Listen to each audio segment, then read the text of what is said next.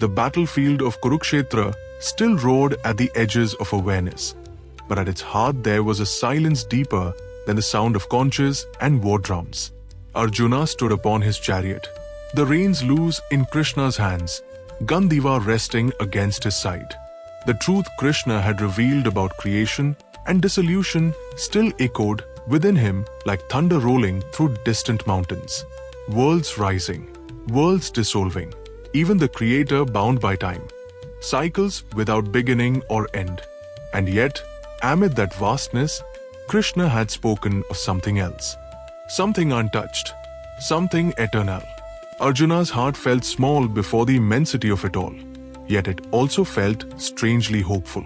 If everything that was born must dissolve, then what was it that did not? What was that state Krishna hinted at, that did not sleep when the universe slept? Arjuna turned to Krishna once more. His voice no longer carried fear, but reverence mixed with urgency.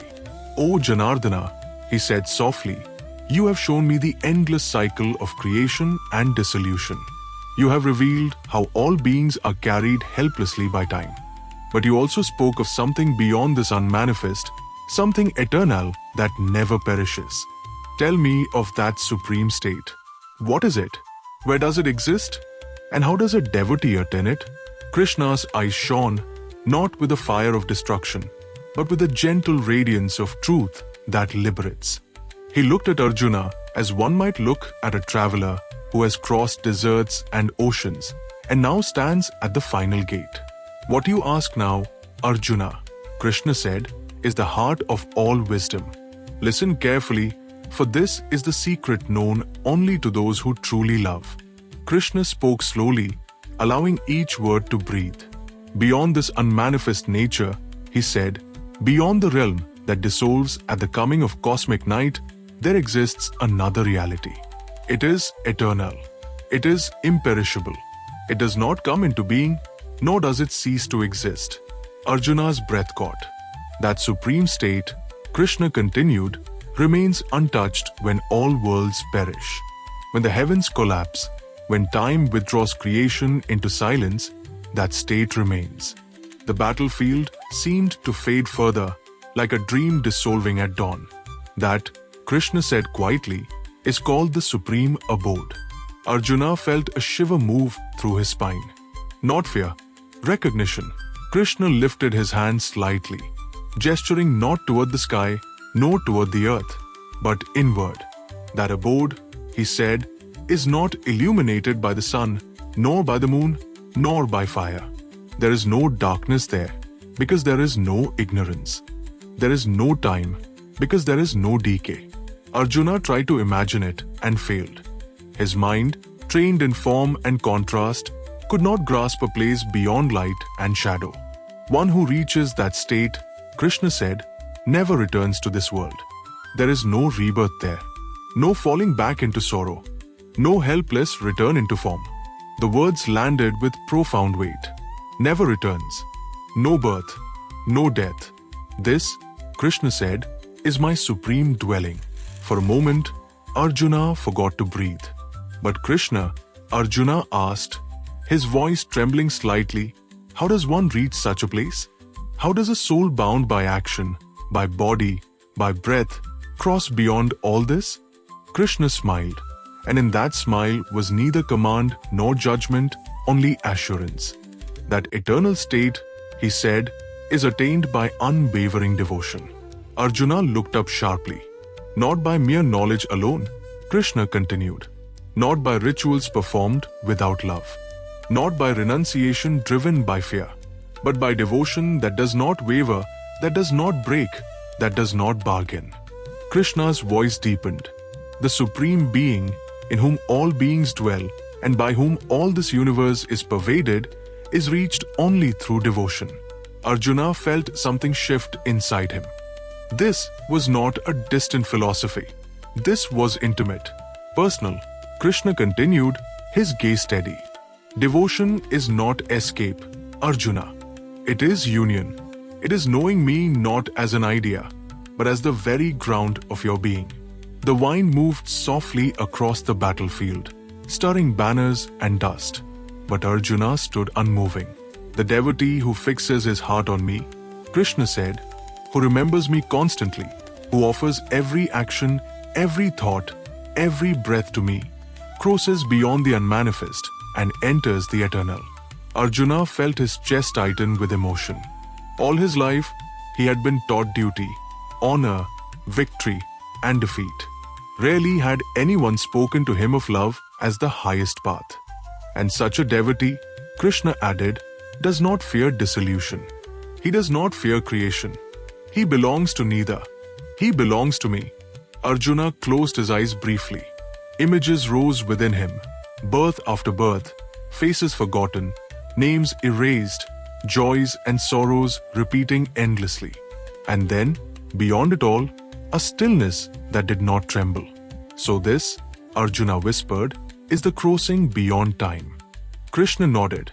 Yes, he said, this is the crossing that sages seek.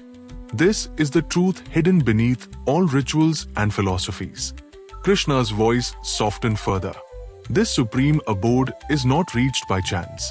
It is reached by love that has matured, by devotion that has burned away all fear and desire. Arjuna opened his eyes again, meeting Krishna's gaze. Krishna now spoke of the devotee's journey not as a distant cosmic event, but as a living experience.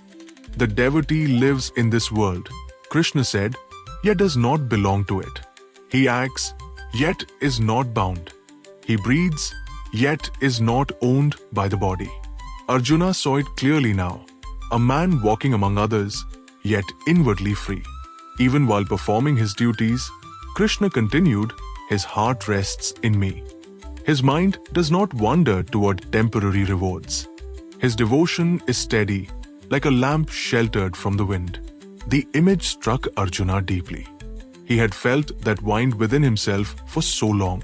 Such a devotee, Krishna said, carries my presence within him at all times. Therefore, when the body falls away, there is no confusion, no struggle, no fear. Arjuna's throat tightened.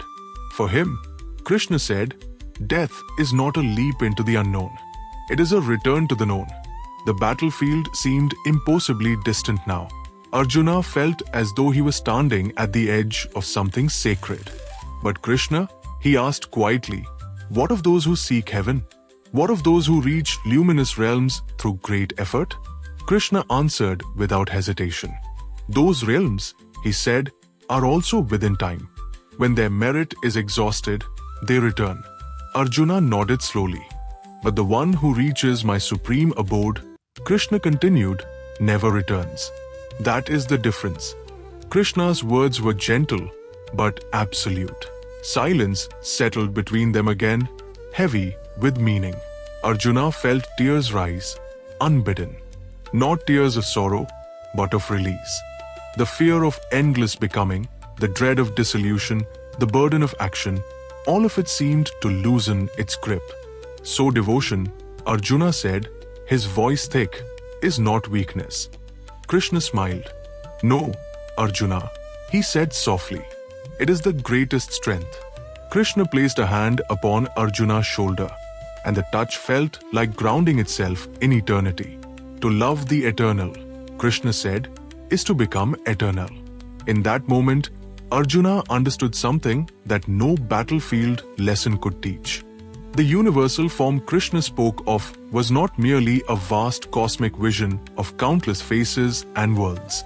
It was this truth that the Lord pervaded everything, yet remained beyond everything, and that the devotee, through love, could enter that boundless reality. The universal form was not only something to be seen, it was something to be attained. And the path was devotion. The conch shells sounded once more, piercing the silence like lightning through a clear sky. Time rushed back in. The armies moved. The war reclaimed its place in the world. But Arjuna was no longer the same man who had stood trembling at the beginning of the day. He lifted Gandiva, his hands steady, his heart light. He now knew that victory and defeat were shadows. Birth and death were doorways. Creation and dissolution were rhythms. And beyond them all stood Krishna, eternal, imperishable, waiting not in some distant heaven, but in the heart of unwavering devotion. As the chariot rolled forward, Arjuna did not feel fear. He felt belonging, for he had glimpsed the abode that never fades, and he knew the way there was not escape but love. And in that knowledge, the universe itself seemed to bow. If you like our work, then do like, subscribe and share the channel.